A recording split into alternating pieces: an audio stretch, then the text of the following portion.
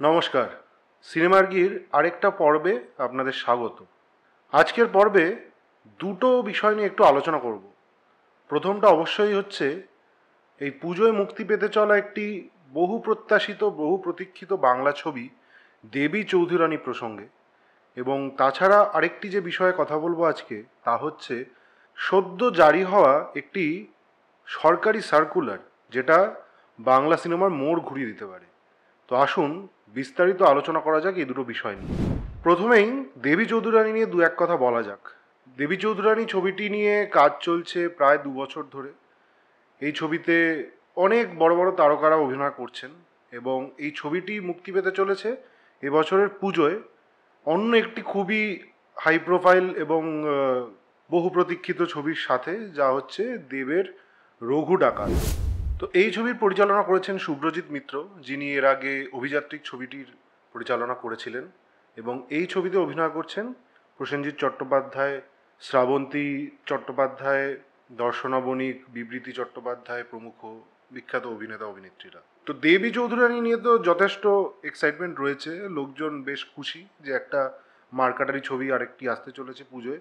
কিন্তু বিষয়বস্তুটা কি সেটা নিয়ে তো আলোচনা হচ্ছে না, যে দেবী চৌধুরানী কে, কি তার ইতিহাস। বঙ্কিমচন্দ্র চট্টোপাধ্যায় রচিত দেবী চৌধুরানী এই উপন্যাসটির পটভূমিকা হচ্ছে অষ্টাদশ শতকের শেষের দিকের কিছু ঘটনাবলী, যেখানে আমরা প্রথমে দেখতে পাই প্রফুল্ল বলে একটি মেয়ে, সে গ্রামের মেয়ে, তার বিয়ে হয় এক জমিদার পরিবারে, এবং প্রফুল্লর বাবা এই বিয়ের কিছুদিন পরে মারা যান, যার ফলে তার যে যৌতুক দেওয়ার কথা ছিল সেটি সম্পূর্ণ তিনি দিয়ে উঠতে পারেন না। এবং এই যেই পরিবারে প্রফুল্লর বিয়ে হয়েছিল তারা এই যৌতুক না পাওয়ায় এতটাই ক্ষুব্ধ ছিলেন যে তারা প্রফুল্লকে ঘর ছাড়া করে দেয়। তারপর প্রফুল্ল তার মায়ের কাছে গিয়ে থাকতে শুরু করে, কিন্তু তার মারও দেহাবসান হয় খুব তাড়াতাড়ি, এবং তারপর প্রফুল্ল সম্পূর্ণ একা হয়ে যায় পৃথিবীতে। যেই সময় সে সংস্পর্শে আসে একজন খুবই ক্যারিজম্যাটিক চরিত্রের, যার নাম হচ্ছে ভবানী পাঠক। এই ভবানী পাঠক হচ্ছে এক ডাকাত দলের সর্দার, যিনি তার এই দলবল নিয়ে এইসব জমিদার, মহাজন এবং ব্রিটিশ অফিসার যারা সাধারণ মানুষদের ওপর অত্যাচার করত তাদের ওপর লুটপাট চালাতো। এবং এই নিয়েই গোটা উপন্যাসটি, এর মধ্যে অন্তর্নিহিত রয়েছে রোম্যান্স, দেশাত্মবোধ এবং অ্যাডভেঞ্চার ধর্মী বেশ কিছু গল্প। তো এই উপন্যাসটি অ্যাডাপ্টেড হতে চলেছে এই দেবী চৌধুরানী ছবিটিতে, যেখানে শ্রাবন্তী চট্টোপাধ্যায় অভিনয় করছেন প্রফুল্লর ভূমিকায়, এবং প্রসেনজিৎ চট্টোপাধ্যায় অভিনয় করছেন ভবানী পাঠকের ভূমিকায়। এবার আসি টিজারটার কথায়। এই টিজারেও যে জিনিসটি খুবই উল্লেখযোগ্য সেটা হচ্ছে প্রযুক্তির ব্যবহার, টেকনোলজির ব্যবহার, এবং বিশেষত এআই টেকনোলজির ব্যবহার। রঘু ডাকাতের সময় যেরকম আমরা এআই টেকনোলজির ব্যবহার নিয়ে কথা বলেছিলাম সেই ছবির টিজারে, এই ছবিতেও কিন্তু কিছু কিছু এমন দৃশ্য আছে যেগুলো এআই টেকনোলজি ব্যবহার করে করা হয়েছে, কিন্তু সেগুলো রঘু ডাকাতের তুলনায় সংখ্যায় অনেক সীমিত। এবং তার পাশাপাশি এই ছবিতে ব্যাপক পরিমাণ ভিএফএক্সের কাজও রয়েছে। যেমন এই ঘোড়ায় করে চড়ে আসার যে দৃশ্যগুলো, সেটা বোঝা যাচ্ছে যে সেটা ভিএফএক্স করে করা হয়েছে, এবং তাছাড়াও বেশ কিছু ফাইট সিকোয়েন্সেরও মনে হচ্ছে ভিএফএক্সের ব্যবহার সেখানে প্রবলভাবে হয়েছে। আরেকটি যেটা উল্লেখযোগ্য বিষয় দেখলাম টেকনিক্যাল জায়গা থেকে, আমার মনে হলো যে এই ছবিটির অ্যাকশন সিকোয়েন্সগুলো যেগুলো হয়তো রাতের দৃশ্য, সেগুলো ডে ফর নাইট শ্যুট করা হয়েছে, অর্থাৎ দৃশ্যটা রাতের দেখানো হচ্ছে কিন্তু সেগুলো শ্যুটিংগুলো দিনের বেলায় করে তারপর সেটা লাইটিং, এক্সপোজার লেভেল সেগুলোকে অ্যাডজাস্ট করে কমিয়ে এনে সেটাকে রাতের মতো করে দেখানো হচ্ছে। এবং এই জায়গাটাতেই আমার টিজারটা একটু দুর্বল মনে হলো, কারণ যেই ধরনের অ্যাকশন সিকোয়েন্স দেখছি বা যেই ধরনের প্রোডাকশন স্কেল দেখছি, সেখানে ডে ফর নাইট শুটিং না করে যদি সত্যিকারের রাতেই এই শুটিংগুলো করা হতো তাহলে অনেক বেশি বিশ্বাসযোগ্যতা আরও বেশি লাগতো, আরও বেশি অথেন্টিক লাগতো। তাছাড়া অনেক দৃশ্য রয়েছে যেগুলো একেবারে out and out action sequence. তো বোঝা যাচ্ছে এই ছবিটি একটি অ্যাকশনধর্মী ছবি হিসেবেই অন্তত টিজারে প্রজেক্ট করা হচ্ছে, কিন্তু আগামী সময় গিয়ে এই ছবিটিতে আমরা অন্যান্য ইমোশনগুলো, অন্যান্য যেই থিমগুলো আসল উপন্যাসে রয়েছে সেগুলো দেখতে পাবো কিনা সেটা সময় বলে দেবে। কিন্তু ভালো জিনিস যেটা, সেটা হচ্ছে যে বাংলা ছবি নিয়ে বিগত বেশ কয়েকদিন ধরে যে আলোচনাগুলো হচ্ছিল এই ন্যাশনাল অ্যাওয়ার্ডস কেন্দ্র করে যে বাংলা ছবি কক্ষিগত হয়ে যাচ্ছে, প্রোডাকশন ছোট হয়ে যাচ্ছে, ঘরে ঢুকে যাচ্ছে গল্পগুলো, সেইখান থেকে বেরিয়ে যে একটা হিস্টোরিক্যাল ব্যাকগ্রাউন্ড নিয়ে ছবি করা হচ্ছে এবং সেখানে অ্যাকশন সিকোয়েন্স থাকছে, larger than life set up করা হচ্ছে এবং ইলাবোরেট আউটডোর শুটিং হচ্ছে, একটা সময়কে আবার রিক্রিয়েট করা, সেটা খুবই কঠিন এবং খরচা সাপেক্ষ একটি বিষয়।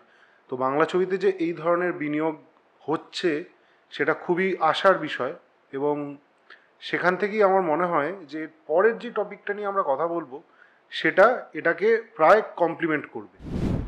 পশ্চিমবঙ্গ সরকারের পক্ষ থেকে একটি সার্কুলার জারি করে ঘোষণা করা হয়েছে যে বাংলায় যত সিনেমা হল রয়েছে সেগুলোকে দিনে অন্তত একটা করে শো প্রাইম টাইমে বাংলা ছবিকে দিতেই হবে এবং সেটা স্পষ্ট করে লেখা হয়েছে প্রাইম টাইম অর্থাৎ 3টে থেকে 6টার মধ্যে যে শোগুলো থাকে তার মধ্যে একটা প্রতিদিন বাংলা ছবির জন্য বরাদ্দ রাখতে হবেই। আর এইটা নিয়ে দু ধরনের বিতর্ক হচ্ছে। এক হচ্ছে এটা এক্সিবিটারদের ক্ষয়ক্ষতি হতে পারে, যে প্রাইম টাইমে যদি কোনো অন্য ভাষাভাষী ছবি এসে থাকে যেগুলো দেখার জন্য মানুষের কৌতূহল এবং ঔৎসুক্য রয়েছে, সেগুলোকে বাদ দিয়ে বাংলা ছবিকে সেই সময়টা দিলে এমন কোনো বাংলা ছবি হয়তো সেই সময় চলছে যেটা দেখা নিয়ে অতটা উন্মাদনা নেই, তখন এই যে এক্সিবিটারদের ব্যবসা সেটা ক্ষতিগ্রস্ত হতেই পারে। কিন্তু এই ধরনের যদি রিজার্ভেশন না থাকে তাহলে যেই সমস্যাটা হবে যে বড় বড় বাজেটের হিন্দি এবং ইংরেজি ছবি যাদের অনেক অর্থ বল রয়েছে একটা ডিস্ট্রিবিউটরকে দিয়ে একটা হল বুক করার, তাদের তুলনায় বাংলা ছবি কিন্তু পিছিয়ে পড়বে এবং পড়েওছে গত বেশ কয়েক বছরে।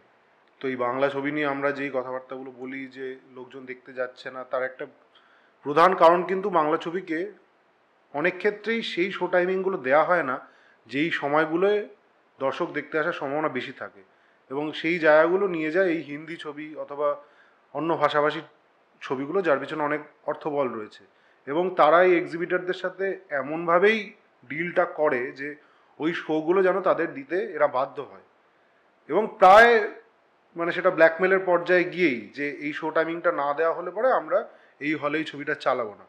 এই ধরনের ব্ল্যাকমেলিংগুলো আর করা যাবে না এবং সেই জায়গায় যদি বাংলা ছবি দেখানো হয় এবং সেই ছবির যদি মান ভালো থাকে তাহলে পরে আস্তে আস্তে দর্শক হলে ফিরতে পারে এবং বাংলা ছবি নিয়ে এই যে আমাদের হতাশা, দৈনন্দিন যে আমাদের ক্ষোভ প্রকাশ, সেটা আস্তে আস্তে কমতে পারে।